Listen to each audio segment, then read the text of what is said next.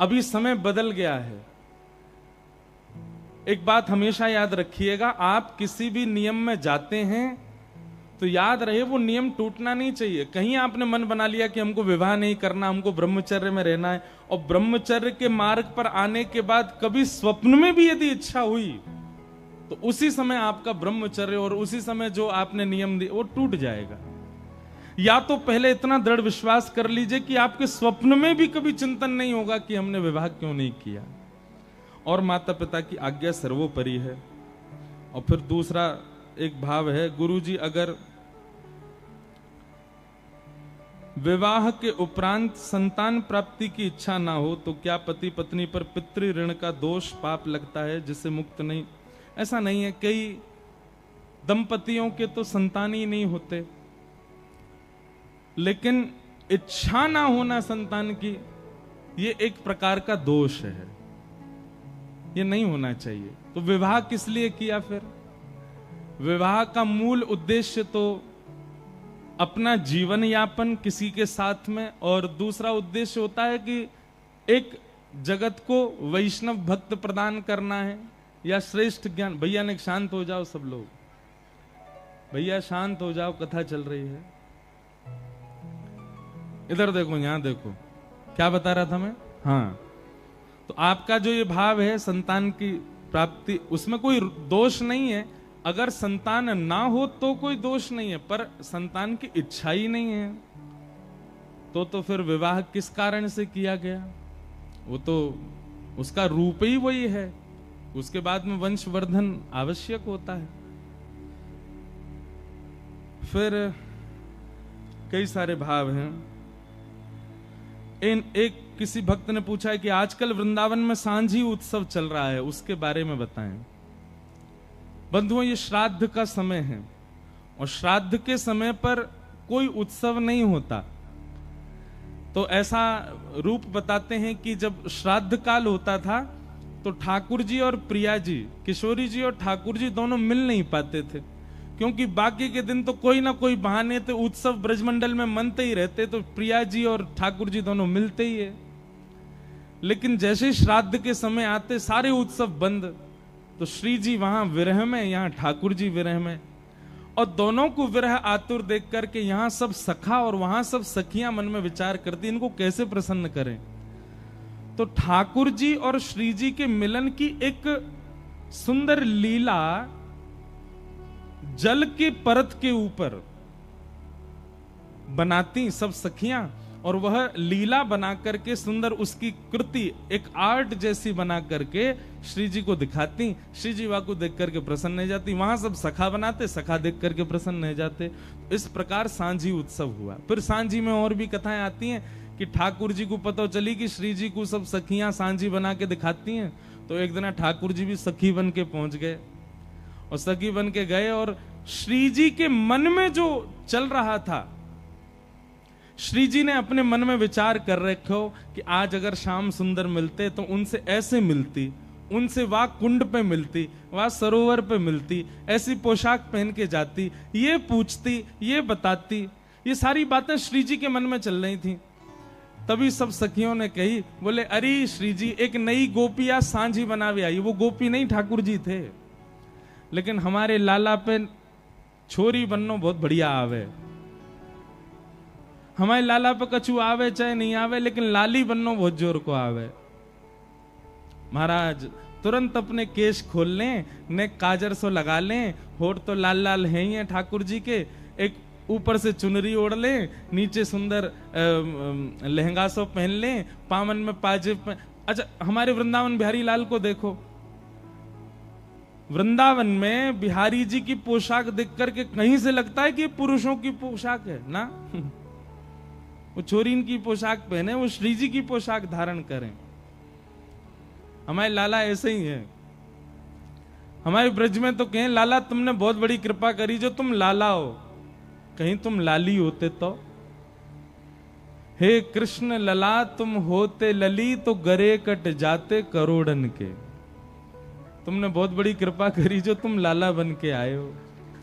कहीं वृंदावन बिहारी लाल अगर लाली होते तो पंजाब दिल्ली के लोग दर्शन करवे थोड़े ही जाते। महाराज प्राण न्योछावर करवे जाते। अभी हम प्राण छिड़कते हैं ठाकुर जी पे, लेकिन कहीं लाला अगर लाली होते तो महाराज प्राण त्याग ही आते हम सब। तो ठाकुर जी श्री जी सखी बन के गए, श्यामा सखी। कौन सी सखी?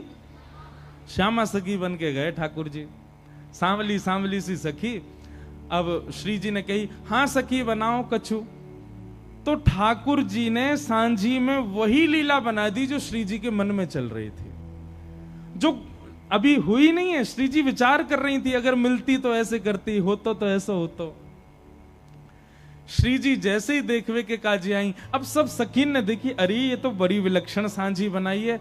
लेकिन श्री जी ने जैसे ही देखी, जैसे वस्त्र श्री जी ने मन में विचार किए वैसे वस्त्र, जैसे जैसे जैसे पीछे को माहौल विचार किया, ऐसी कुंज होगी, ऐसी नदी होगी, ऐसे ऐसे वृक्ष होंगे, ऐसे पुष्प होंगे, वो सब बना दिए। ये सब देखते ही श्री जी ने श्यामा सखी को, अरे श्यामा सखी ने अपना मोड़ो दिखाइयो। और जैसे ठाकुर जी को मुखमंडल देखो, नेत्रन में गाड़ करके श्री जी ने जैसे ही देखो महाराज, ठाकुर जी कितना छग्म वेश बना लें, श्री जी यदि एक क्षण से ज्यादा ठाकुर जी के नेत्रन में देख लें तो ठाकुर जी सब आपो भूल जाएं अपनो। मई मूर्छा सी आ गई ठाकुर जी की तो। आहा, जब देखी वृषभानु जाही, बिच उठी हूक, वंशी रह गई हाथ में, फिर न लागी फूंक। इसीलिए हमारे वृंदावन में बहुत सारे कारण हैं। उनमें एक कारण यह भी है कि बिहारी जी में, राधा वल्लभ जी में, राधा रमन जी में श्री जी जो हैं वो घूंघट करके कायकू बैठी हैं। अगर श्री जी ने घूंघट ऊपर कर लियो, अगर श्री जी ने घूंघट उघार लियो, तो लाला यो ना खड़ो रहेगो, यो खड़ो रहेगो, उनको ही देखते रहेगो। क्योंकि श्री जी कोई निहारना ठाकुर जी का परम सुख है। इसलिए श्री जी ने मन में विचार किया, भैया इतने वैष्णव दर्शन करवे आएंगे, जे लाला उनको ना देखेगो, अगर मैं उघारी रहूंगी तो। या हमारे श्री जी घूंघट करके बैठी हैं ताकि ठाकुर जी हमको दर्शन दे सकें, नहीं तो लाल जी तो उनको ही दर्शन करेंगे।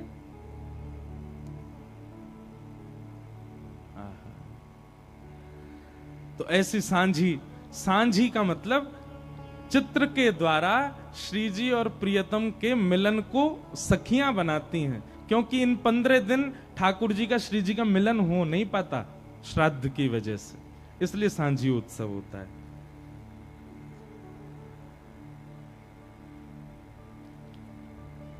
किसी ने ऐसा भाव रखा है कि हम कथा में सुनते हैं कि कितने सारे रसिक जनों को भगवान बात करते हैं, उन्हें दर्शन देते हैं, जैसे कि कुमनदास जी, सूरदास जी, माधवदास जी। भगवान उनसे प्रत्यक्ष बात करते हैं या विग्रह के रूप में करते हैं या स्वप्न में करते हैं, उनके साथ लीला कैसे करते हैं? ठाकुर जी प्रत्यक्ष दिखते हैं उनको। हमें आपको अदृश्यता लगेगी, लेकिन ठाकुर जी वहां बैठे होते हैं, उनके सामने बिल्कुल विग्रह प्रकट होता है। अब हमको विग्रह में दिख रहे हैं ठाकुर जी, पर यहीं गोविंद दास यदि बैठ जाएंगे तो उनके लिए ठाकुर जी यूं भी हो जाएंगे, उनके लिए ठाकुर जी यूं भी हो जाएंगे, उनके लिए ठाकुर जी ऐसे भी हो जाएंगे, हमको ऐसे ही दिखते रहेंगे। ठाकुर जी को प्रत्यक्ष, भक्तों को प्रत्यक्ष दिखते हैं। इसका एक प्रमाण गोविंद दास जी के वाणी में आता है। गोविंद दास जी की तो सारी वाणियों में आता है, पर एक वाणी ऐसी है कि एक बार गोविंद दास जी पद गा रहे थे। पद गाते गाते तो सामने बैठ के गुसाई जी सुन रहे थे, बहुत ध्यान से सुनना। तो पद सुन रहे थे गुसाई जी, तो गोविंदास जी गाते गाते गाते बीच में रुक गए और रुक करके बोले, ए लाला ढंग से गाओ जी, कहा कर रहे हो, ऐसे ऐसे उधम ना करो, करे चलो प्रेम से गाओ। तो गुसाई जी ने नेत्र खोल के गई, ए गोविंदा तू कौन से बात कर रहा है? गोविंदास जी बोले, तुम्हारो ही लाड़ लो बैठो है बगल में, कान पे हाथ धर के नेक से मोहते राग गा रो है, मैं जैसे जैसे अलाप लूं मेरे पीछे पीछे गा रो है, लेकिन माने ना है, ऊधमी है, बीच बीच में गलत स्वर लगा रो या हमारे वकु टोक रहा हूं। अब गुसाई जी को नहीं दिख रहे ठाकुर जी, लेकिन गोविंदास के साथ लीला कर रहे हैं। तो गोविंदास से गुसाई जी कहते हैं, गोविंद तुम कितने सौभाग्यशाली हो, जबकि गुसाई जी के शिष्य हैं गोविंदास। लेकिन फिर भी गोविंद दास को दिखाई दे रहे हैं ठाकुर जी। गुसाई जी को भी दिखते थे, पर कभी कभी लीला करते थे तब नहीं दिखते थे। तो गुसाई जी बोले, गोविंदा तुम कितने सौभाग्यशाली हो, ठाकुर जी तुमको दिखाई देते हैं। उनको कहना नहीं कि वो मुझे दिखें, मुझे बस इतना बताओ ठाकुर जी गा कैसा रहे हैं। ठाकुर जी जब गाते हैं तो उनका स्वर कैसा लगता है, ठाकुर जी जब गाते हैं तो उनका स्वर कानों को कैसा सुनाई देता है। गोविंदास जी आनंद में भर गए। गोविंदास जी बोले, जय जय, ठाकुर जी बहुत प्यारा गाते हैं, गोपाल जी इतना मधुर गाते हैं, इतना मधुर गाते हैं कि जब वो गाते हैं ना तो आकाश में गंधर्वजन खड़े होकर के कान लगा करके सुनते हैं ठाकुर जी को, रोम रोम खड़ा हो जाता है, इतना सुंदर स्वर है ठाकुर जी का। पर गुसाई जी बोले, पर मतलब कोई कमी करें? बोले नहीं, ठाकुर जी बहुत मधुर गाते हैं, पर हमारी श्यामाजू ठाकुर जी से भी मधुर गाती हैं, किशोरी जी ठाकुर जी से भी मधुर गाती है।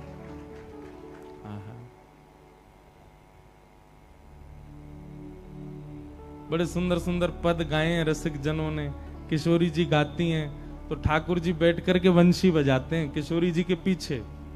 जैसे सहायक संगीतकार होते हैं ना मुख्य गायक के साथ में, ऐसे ही जब ठाकुर जी गाते हैं तो किशोरी जी वीणा बजाती हैं और ठाकुर जी गाते हैं। लेकिन जब किशोरी जी गाती हैं तो ठाकुर जी वंशी बजाते हैं, ललिता जी मृदंग बजाती हैं, विशाखा जी करताल बजाती हैं और बाकी सब सखियां मिलकर के नृत्य करती हैं। तो आपका जो ये प्रश्न है कि भक्तों को ठाकुर जी कैसे दिखते हैं, प्रत्यक्ष दिखते हैं। चलते फिरते उठते बैठते सब क्रिया करते हुए ठाकुर जी दिखाई देते हैं सब वैष्णवों को।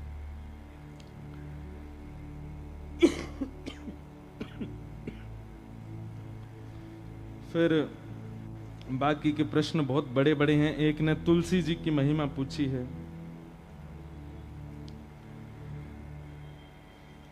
किन्हीं का प्रश्न है कि जब हम सब मृत्यु के बाद नरक में ही भोग लेते हैं तो फिर संसार में क्या भोगते हैं, नरक में तो सब खत्म हो जाता है। सबका उत्तर देते हैं। फिर एक का प्रश्न है कि कथा में रोज आती हूं पर कथा में ध्यान लगते लगते मेरा ध्यान भटक जाता है, इससे मैं क्या करूं? हमने पहले दिन कथा में बताया था, श्रीमद् भागवत जी में ही लिखा है,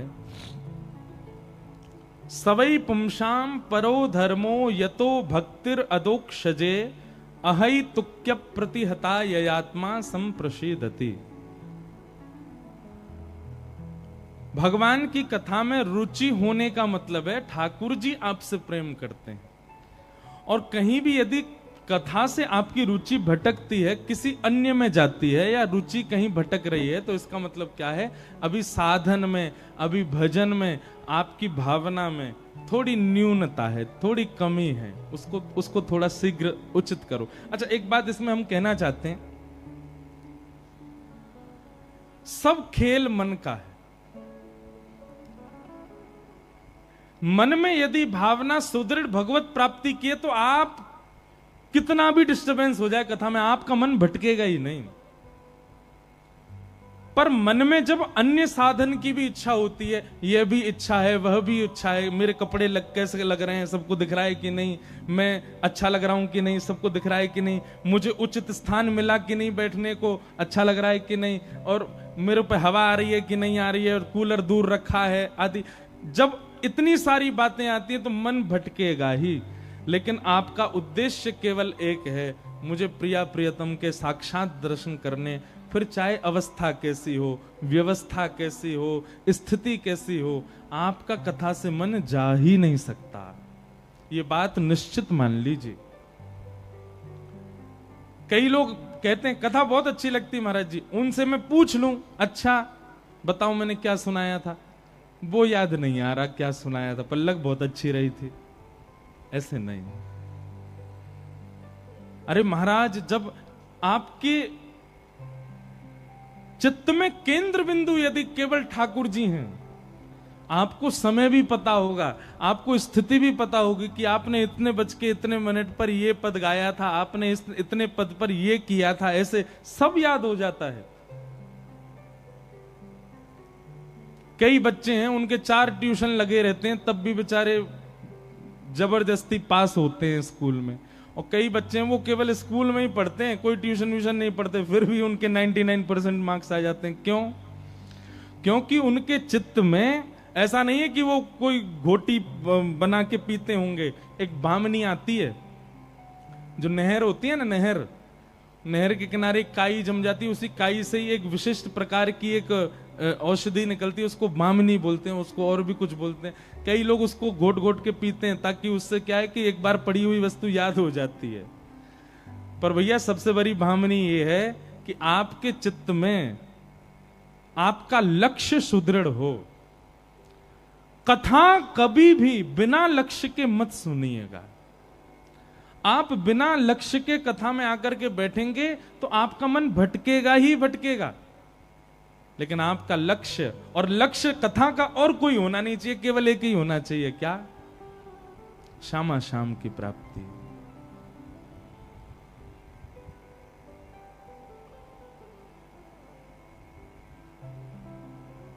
केवल उन्हीं की प्राप्ति हमारा मुख्य उद्देश्य हो, फिर आप कथा में बैठो, आपका मन भटक ही नहीं सकता। तो इसलिए जिनका भी ये भाव प्रश्न है कि हमारा मन बहुत भटकता है, आप थोड़ा अपना उद्देश्य सुदृढ़ करो। उद्देश्य सुदृढ़ हो जाएगा तो आपका मन भटक ही नहीं पाएगा। बोलो वृंदावन बिहारी लाल की।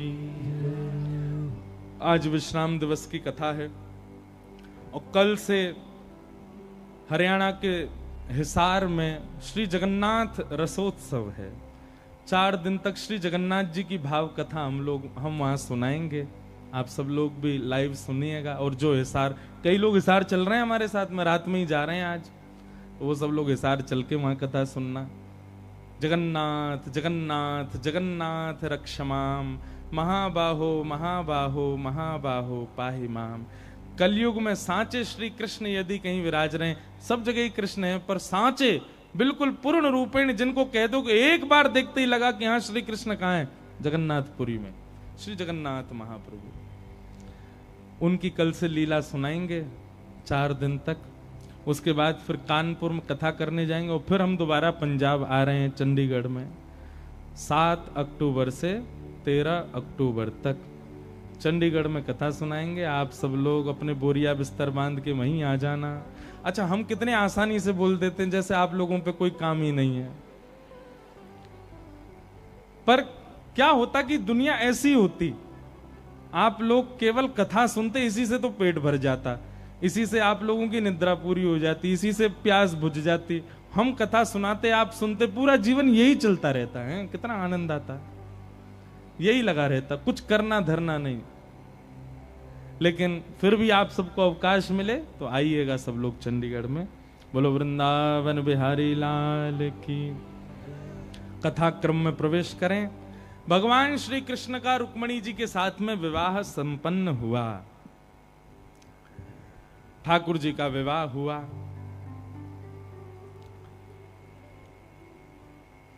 चला लक्ष्मी चलम प्राणम चलम जीवत यौवनम चला चलेति संसारे धर्म एको ही निश्चल।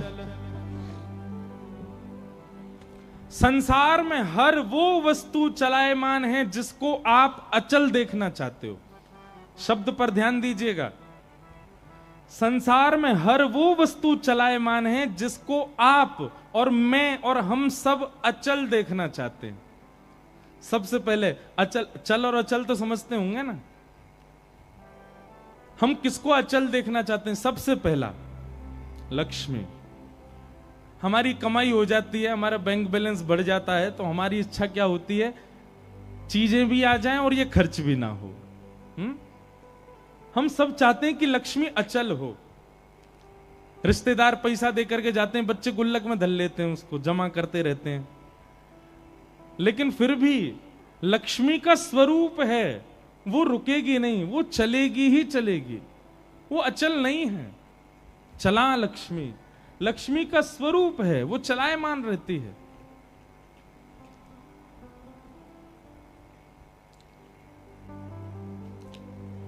सावधान तय श्रृणु, सब लोग बहुत ध्यान से सुनो।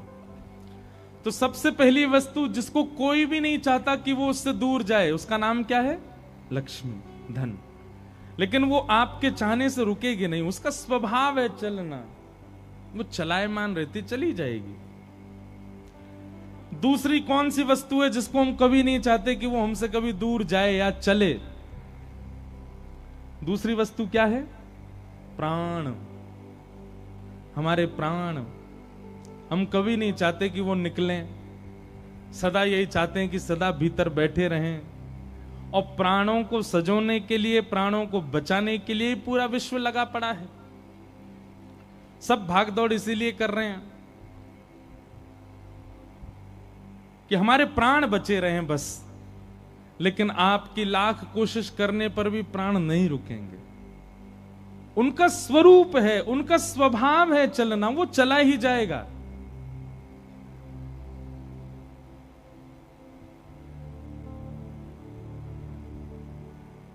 कि दम दा भरोसा यार, उदम आवे नावे, मिट्टी दे खिलौने आओए, मिट्टी हो जावेगा, मिट्टी दे खिलौने आओए, मिट्टी हो जावेगा। उसके आगे का आप लोग याद करके गा लो। हाँ गाओ। पापा दे समुंदरा चो मोती की वे पावेगा, मोती की वे पावेगा। आज वक्त है सोच विचार, उदम आवे नावे। आज वक्त है सोच विचार, दम आवे नावे। हो इस जीवन दे दिन चार, दम आवे नावे। कि दम दा भरोसा यार, दम आवे नावे। सबको पता है कि हमारा जीवन एक दिन चला ही जाना है। दुनिया जानती है कि जन्म हुआ है मृत्यु के लिए ही हुआ है, लेकिन फिर भी सब प्रयास करते हैं कि ये बचा ही रहे, ये रुक जाए, कैसे भी निकले ना, कैसे भी जाए ना। पर ये भी अपनी अजब जिद पर है, अजब जिद पर है, रुकेगा ही नहीं, चला जाएगा। तो सबसे पहली वस्तु जिसको कोई भी नहीं चाहता कि वो उससे दूर जाए, वो जाती है, लक्ष्मी। दूसरी वस्तु जिसको कोई नहीं चाहता वो उससे दूर जाए, उसके प्राण, वो जाएंगे ही जाएंगे। और तीसरी वस्तु जिसको कोई नहीं चाहता कि वो उससे दूर जाए, बताओ क्या है? युवावस्था, हमारी युवा अवस्था। कोई नहीं चाहता कि मेरी युवावस्था दूर हो। सब लोग यही चाहते हैं कि हम सदा युवा बने रहें, कभी बुढ़ापा ना आवे। पर आंखों पे पड़ेगा जाला, नाक से बहेगा नाला, लाठी से पड़ेगा पाला, जरा जिंदगानी का। ये दिन तो सबके आने वाले भैया, यहां से कोई ना बचवे वारो। आज के 50 साल बाद जलंधर कथा करवे हम छड़ी लेके ही आएंगे, और आप छड़ी लेके ही कथा सुनवे आओगे अपने नाती पोताने लेके। तो वृद्धावस्था तो आनी है, चाहे आप कितना भी प्रयास कर लीजिए। चला लक्ष्मी चलम प्राणम, चलम जीवत यौवनम। और चला चलेति संसारे, संसार में हर वो वस्तु जिसको आप चाहते हो कि ये आपकी होके रहे, आपके पास रहे, चली जाएगी।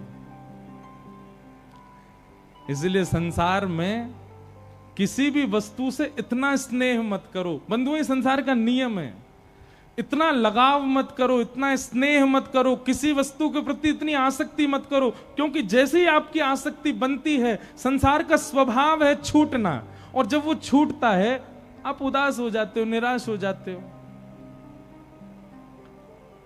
इसलिए संसार में किसी से अति लगाव मत करो, अति स्नेह मत करो। स्नेह करने वाले 5 लोग हैं बस। सबसे पहले ठाकुर जी, स्नेह उन्हीं को दो, अपना प्रेम उन्हीं को दो, अपना वक्त उन्हीं को दो, अपना सब कुछ उन्हीं को प्रदान कीजिए।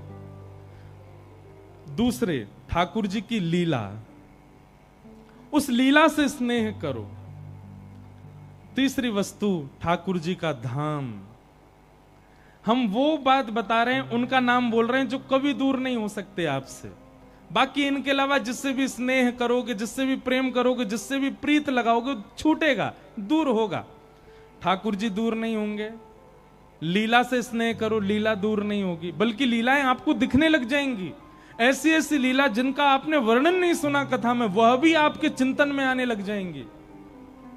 कितने बालकों को मैं जानता हूं जो लीला दर्शन करते हैं, जिनको स्थिति का दर्शन होता है, ठाकुर जी की अद्भुत लीलाएं देख लेते हैं। तो सबसे पहले ठाकुर जी, दूसरे लीला, तीसरा धाम, ठाकुर जी का धाम। वृंदावन हो, बरसाना हो, नंदगांव हो, द्वारिका हो, जगन्नाथपुरी हो, बद्रीनाथ हो,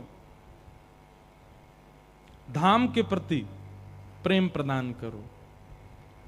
और चौथे, महाप्रसाद, ठाकुर जी का अधुरामृत, उसके प्रति खूब स्नेह रखो। और पांचवा और अंतिम, हरि के जन, हरि को जो भजते हैं, हरि को जो गाते हैं, हरि को जो सुनाते हैं, हरि को जो सुनते हैं, हरि में जो रहते हैं, हरि के ही जो हैं, उनसे, इन पंच भावों से आप प्रीति करो। इन पंच लोगों के प्रति आप अपना सर्व समर्पण करो, कभी खत्म नहीं होगा, सदा बना रहेगा। इसके अतिरिक्त आपने जिसको भी अपना प्रीति दी, प्रेम दिया, समय दिया, हृदय दिया, वो छूटेगा ही छूटेगा। चला लक्ष्मी चलम प्राणम चलम जीवत यौवनम चला चलेति संसारे धर्म एको ही निश्चल। एकमात्र धर्म ऐसा है जो निश्चल है। ठाकुर जी ऐसे हैं जो निश्चल हैं। एक कथा सुनाएं। दो कन्याएं थी छोटी छोटी, बहुत ध्यान से सुनना। एक राजा की बेटी थी और एक ब्राह्मण की बेटी थी। दोनों सखा थी, आपस में मित्र थी। एक बार राजा के यहां पर एक संत का आगमन हुआ, तो संत शालिग्राम भगवान की सेवा कर रहे थे। वो दोनों कन्याएं बैठ करके देख रही थी। दोनों के मन में भाव आया, इस संत जैसे सेवा करते हैं वैसी सेवा हमको भी मिल जाए। तो दोनों संत से कहने लगी, बाबा हमको भी सेवा दे दो, हमको भी ठाकुर जी दे दो।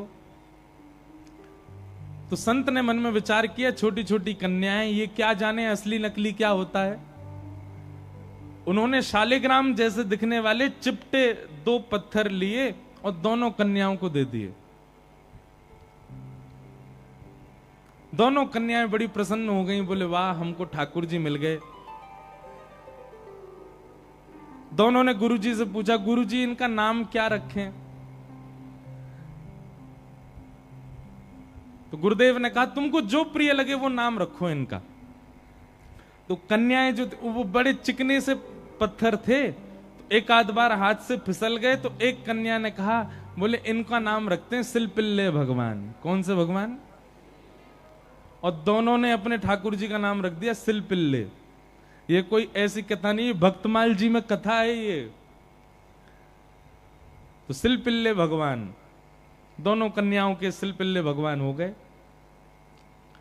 अब दोनों कन्याओं के साथ में कैसी घटना घटी? तो जो ब्राह्मण कन्या थी, जब थोड़ी बड़ी हो गई, सिलपिल्ले भगवान की सेवा करती थी। उसके दो भाई थे, दोनों भाइयों में विवाद हो गया। दोनों भाई अलग अलग रहने लगे। एक दिन विवाद के कारण बड़े भाई ने छोटे भाई के घर में आकर के लूट मार करी, उसको मार पीटा और घर का सारा सामान हड़प के ले गया। उसी सामान में बहन के सिलपिल्ले भगवान भी ले गया। और बहन तो बेचारी रोने लगी। उसके तो ऐसे प्राण हो गए मानो बस अब जीवित ही नहीं रह पाएगी ठाकुर जी के बिना। रोने लगी, भैया से कहने लगी, भैया बोला पूरा घर लुट गया, उसकी तुझको चिंता नहीं, वो तेरे पत्थर के भगवान खो गए उनके लिए रो रही है। बोले वो पत्थर नहीं है, मेरे प्राण है, मेरे जीवन है। वो नहीं मिले तो मैं प्राण निकल जाएंगे मेरे। बोले जा, किसी और ने थोड़ी लूटा, बड़ा भाई है हमारा, जाके मांग ले, दे दे। तो बहन अपने बड़े भाई के घर गई और बड़े भाई से जाके कहा, भैया कुछ मत दो, सब रख लो अपने पास, पर मेरे सिलपिल्ले भगवान। अब सिलपिल्ले नाम सुनते ही सब हंसने लगे वहां पे। और जितने भी उसके भाई के साथ, वो तो गुंडा प्रवृत्ति का था, उसके साथ में जितने भी लोग सब हंसने लगे। अच्छा क्या नाम तुम्हारे ठाकुर जी का? बोले सिलपिल्ले भगवान। और जोर से हंसे। भैया मेरे भगवान दे। बोले अंदर सारा सामान पड़ा है, तू जाके अपने आप ढूंढ ले ठाकुर जी कहां हैं। अंदर जाने लगी तो एक जो उसके भाई का पूरा गैंग था, उसमें से एक बोला, अगर तेरी इतनी भक्ति है कि तू अपने भगवान के बगैर नहीं रह पा रही, तू यहीं खड़ी खड़ी बुला ले, तेरे ठाकुर जी अपने आप ही निकल के आ जाएं।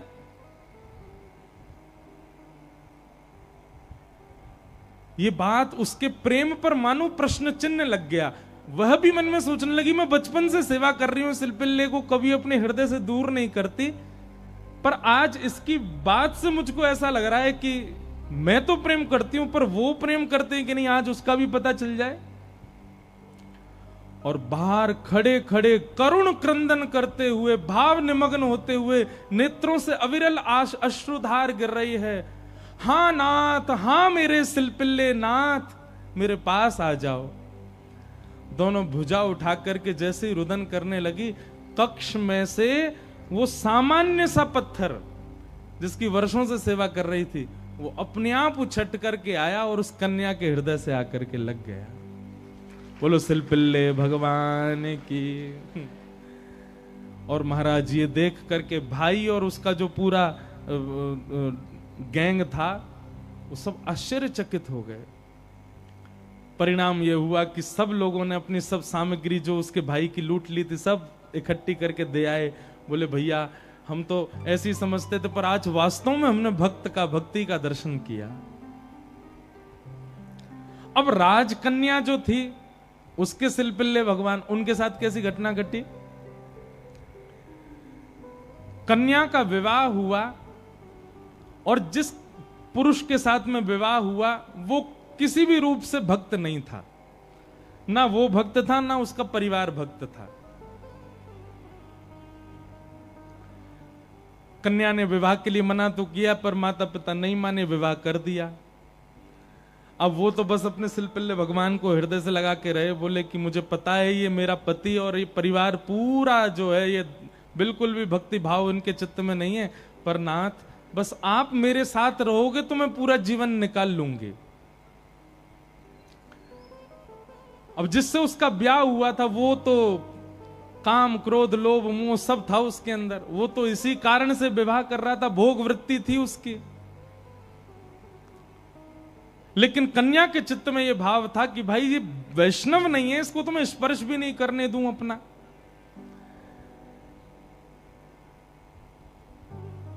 रात्रि में चर्चा कर रहा था पत्नी से, बातें करने लगा। बातें करते करते और उसने कहा ये क्या है तुम्हारे हाथ में? बोले ये मेरे भगवान है, सिलपिल्ले भगवान।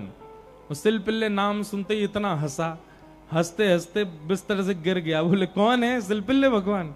बोले आप हंसिए मत, ये मेरे ठाकुर जी हैं, मैं बचपन से इनकी सेवा करती हूं।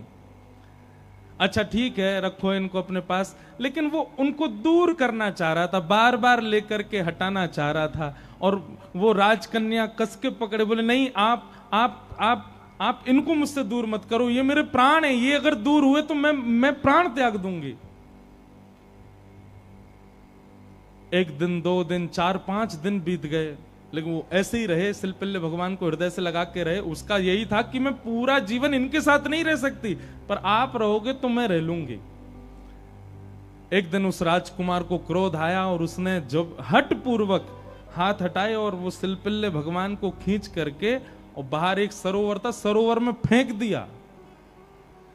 जैसे ही सरोवर में फेंका, वो राजकन्या वहीं मूर्छित होकर गिर पड़ी।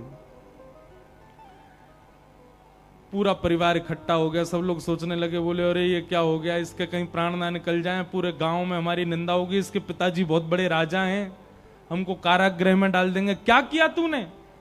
बोले कुछ नहीं, पत्थर लगाए, बैठी रहती थी, मैंने फेंक दिया तो नाटक कर रही है मूर्छा की। खूब प्रयास किया लेकिन होश में नहीं आई। जैसे तैसे होश में आई। वैद्य के बुलाने के बाद उठते ही मेरे सिलपिल्ले कहां हैं, मेरे सिलपिल्ले कहां हैं। गोताखोरों ने जाकर के पूरा सरोवर ढूंढ लिया, लेकिन ठाकुर जी नहीं मिले। अंत तो गत्वा वही सरोवर के किनारे आकर के बैठ गई और रुदन करते हुए बोली, हे मेरे सिलपिल्ले नाथ, यदि मैंने वास्तव में बाल्यकाल से आपको अपना प्रियतम मान करके भेजा हो, आपकी निष्ठा से सेवा की हो, तो आप कृपा करके मेरे पास आ जाना। और यदि आप मेरे पास नहीं आए तो मैं एक क्षण और चिंतन नहीं करूंगी, तुरंत अपने प्राणों का परित्याग कर दूंगी। उसका पूरा परिवार खड़े होकर के देख रहा था। जैसे ही उसने कहा कि हे नाथ, यदि आप नहीं आए तो मैं प्राण त्याग दूंगी, ये बात कहते ही हा नाथ, हा नाथ, हा नाथ करुण क्रंदन करने लगी। तुरंत सरोवर में से अपने आप सिलपिल्ले भगवान निकल करके आए और उसकी छाती से आकर के लग गए। और ये दृश्य देख करके परिवार पूरा जो था वो तो नतमस्तक हो गया और उस कन्या को वापस उसके घर ही छोड़े आए। बोले भैया, ये इतनी ऊंची श्रेणी नहीं है हमारी कि हम इसके साथ रहें, हमसे अपराध बनेगा यदि हम इनको अपने पास रखेंगे। तो ये तो हमारी कोई गुरु स्वरूपा है। प्रीति, अरे सामान्य से पत्थर को उन्होंने भगवान मान लिया। और ठाकुर जी उसमें भाव, जरूरी नहीं है कि धातु प्रधान होता है, जरूरी नहीं है कि कोई वस्तु विशेष। ये बात आप बहुत ध्यान से सुनिएगा। कई लोग भेद मानते हैं, अपने लड्डू गोपाल को सामान्य समझते हैं, वृंदावन बिहारी लाल को विशेष समझते हैं। उनको लगता है मंदिर में जो बिहारी जी बैठे हैं ये विशेष हैं, हमारे संग जो डलिया में डोल रहे हैं ये इतने विशेष नहीं है। क्यों?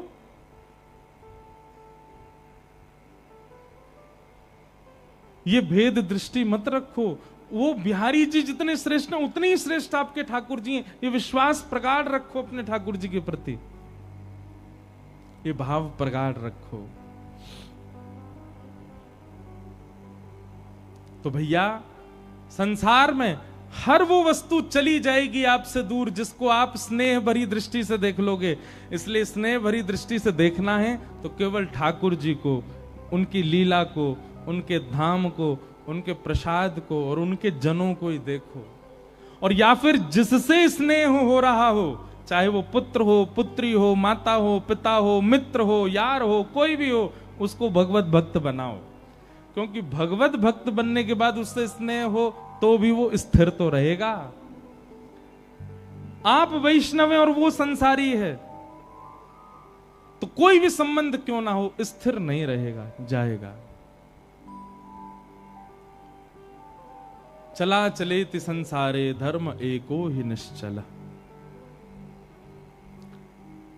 तो लक्ष्मी की बात हो रही है। लक्ष्मी ही रुक्मणी जी के रूप में आई और उनका विवाह भगवान श्री कृष्ण के साथ हुआ। आगे भागवत जी में सिमंतक उपाख्यान सुनाया गया। भगवान का दूसरा विवाह जामवंत की पुत्री जामवती के साथ में हुआ। जामवती के उपरांत भगवान का तीसरा विवाह सत्यभामा जी के साथ में हुआ। और भगवान का चतुर्थ विवाह हमारी वृंदावन की रस रानी, हमारी वृंदावन की साक्षात रस स्वरूपा श्याम सुंदर श्री यमुना मैया के साथ में हुआ। बोलो यमुना मैया की जय। एक बात हमारी बहुत ध्यान से सुनो, हम वैसे तो कथा में बोलते ही हैं। वृंदावन जाते बंधुओं कुछ नियम है, उन नियमों का पालन किया करो। सबसे पहला, वृंदावन जाते ही सबसे पहले तो वहां के अपनी गाड़ी से उतर के सबसे पहले तो भूमि जहां से वृंदावन प्रारंभ होता है वहीं वृंदावन को प्रणाम किया करो। आज भी कई वृंदावन आने वाले वैष्णव हैं, वो पादुका नहीं पहनते अपने पैरों में, क्योंकि जिस रज पर ठाकुर जी निरावृत चरणों से भ्रमण किए, हम कैसे पहन लें? तो सबसे पहले आते ही वृंदावन की रज को प्रणाम करो। आपका मस्तिष्क सूना नहीं होना चाहिए वृंदावन में। और सुनिए, वृंदावन में आके वो छापे वाले मत लगवाया करो तिलक, स्वयं तिलक लगा करके निकला कीजिए अपने कक्ष से। रज लीजिए, रज में गंगा यमुना जल मिलाइए, उस रज का तिलक करिए। और तिलक करना एक बात होती है, ऐसे प्रणाम करो कि अपने आप ही रज लग जाए आपके माथे से। सबसे पहला रज को प्रणाम। पंचायतन प्रणाम हमने बताए कथाओं में, सबसे पहले रज को प्रणाम करो। दूसरा, वृंदावन में जैसे भीतर प्रवेश करते हो जितने वृक्ष वृंदावन के आपके दृष्टि के सामने आ जाएं सबको प्रणाम करो। वृंदावन में वृक्ष सामान्य नहीं है बंधु। आशा महो चरण रेणुज श्याम हम श्याम, वृंदावने किमपि गुलमलतोषधीनाम। वृंदावन में जैसे किसी व्यक्ति ने अगर अखंड वृंदावन वास के लिए पूरा जीवन भजन किया कि हे नाथ मुझे अखंड वृंदावन वास मिले, और भजन करते करते उसके प्राण चले गए, तो अगले जन्म में वृंदावन में वृक्ष बन करके वो आ जाता है और वो अखंड वृंदावन वास करता है। इसलिए वृंदावन वास जिनके मन में इच्छा होती, कई लोग कहते हैं वृंदावन वास कैसे मिले, वृंदावन के वृक्षों को प्रणाम किया करो। किशोरी तोरे चरणन की रज पाऊं, किशोरी तोरे चरणन की रज पाऊं। बैठी रहूं कुल जन के कोने, बैठी रहूं। जो नहीं गाएगो वाकू बगल वाले की सौगंध है, जो नहीं गाएगो वाको अगले जन्म में भ्या नहीं होएगो। इसलिए विचार कर लो, ऊंचे स्वर में गाओ सब लोग। हरिराम व्यास जी कहते हैं वृंदावन वास चाहिए तो क्या करो, बैठी रहूं कुल जन के कोने, बैठी रहूं कुल जन के कोने। श्याम राधिका गाऊं, श्याम राधिका गाऊं। किशोरी तोरे चरणन की रज पाऊं, किशोरी तोरे चरणन की रज पाऊं। किशोरी तोरे चरणन की रज पाऊं, किशोरी तोरे चरणन की रज पाऊं। वृंदावन जाओ तो अपनी एक नाम की माला या गुरु मंत्र की माला किसी वृक्ष के पास बैठ करके करके आओ, किसी भी वृक्ष के पास, क्योंकि वह वृक्ष अखंड वृंदावन वासी है, वही आपको वृंदावन प्रदान कर सकता है। इसीलिए आचार्य कह रहे हैं बैठी रहूं कुंजन के कोने, कुंजों के कोने में बैठो, वहां श्याम राधिका गाओ। जारज को ब्रह्मादिक तरसत, सूरज शीश चढ़ाऊं। जारज को ब्रह्मादिक तरसत, सूरज शीश चढ़ाऊं। हे व्यास स्वामिनी की छवि निरखत, व्यास स्वामिनी की छवि निरखत, व्यास स्वामिनी की छवि निरखत, व्यास स्वामिनी की छवि निरखत। हो विमल विमल यश गाऊं,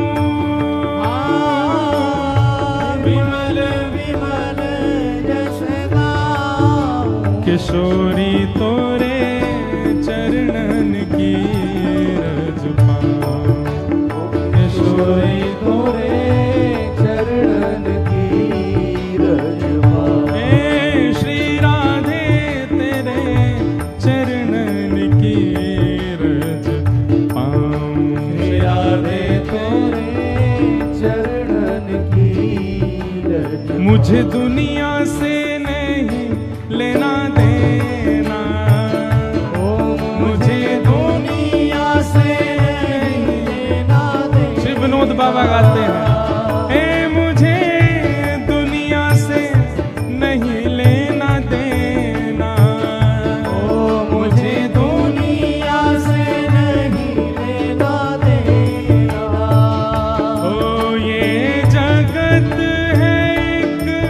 सपना, ये जगत है एक सपना, ये जगत है एक सपना, ये जगत है एक सपना,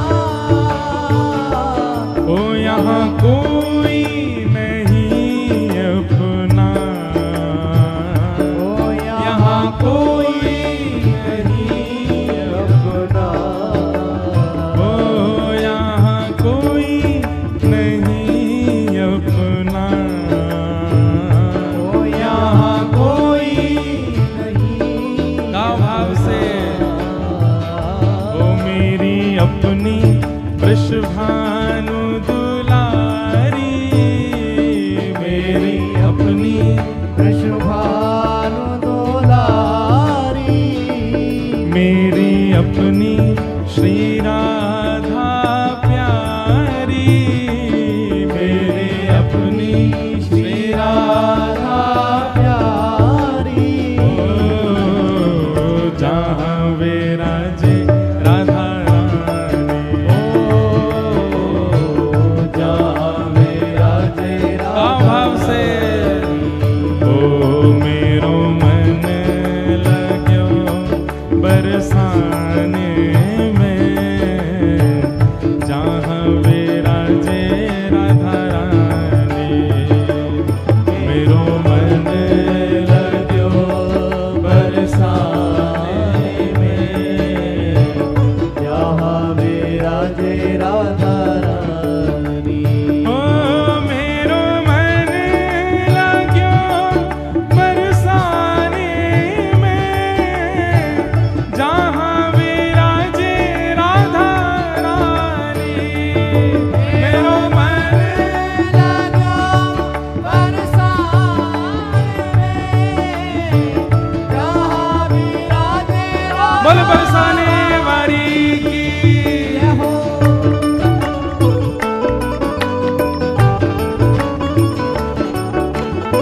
बोल वृषभानु दुलारी की, वृषभानु के जमाई की।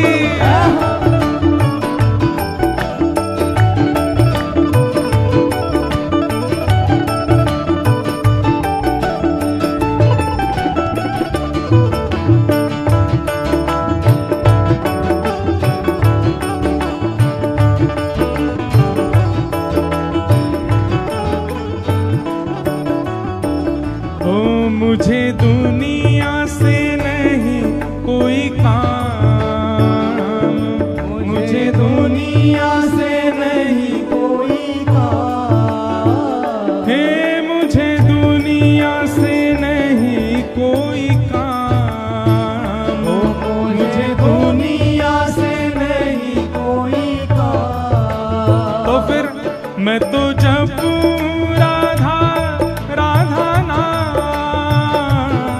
मैं तो जपूं राधा राधा नाम, ओ मैं तो जपूं राधा राधा नाम, मैं तो जपूं राधा राधा नाम, दर्शन करूं सुबह शाम, दर्शन करूं शुभ शाम, ओ मेरे मन में विराजे श्याम दीवानी, मेरे मन में विराजे श्याम दीवानी, मेरे मन में विराजे श्याम दीवानी, मेरे मन में विराजे श्याम दीवानी, जय हो। जहाँ विराजे राधा रानी, जहाँ विराजे राधा रानी, ओ मेरो मन लाग्यो बरसाने में, जहाँ विराजे राधा रानी, मेरो मन लाग्यो बरसाने में,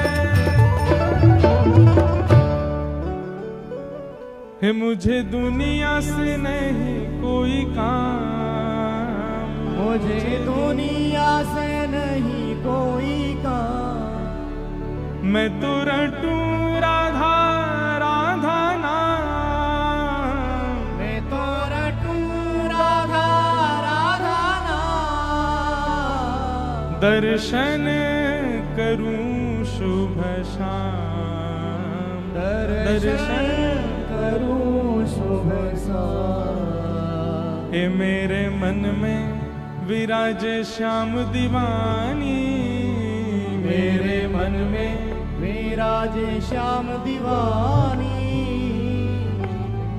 जहाँ विराजे राधा रानी, जहाँ विराजे ओ मेरो मन लाग्यो बरसाने में, जहाँ विराजे राधा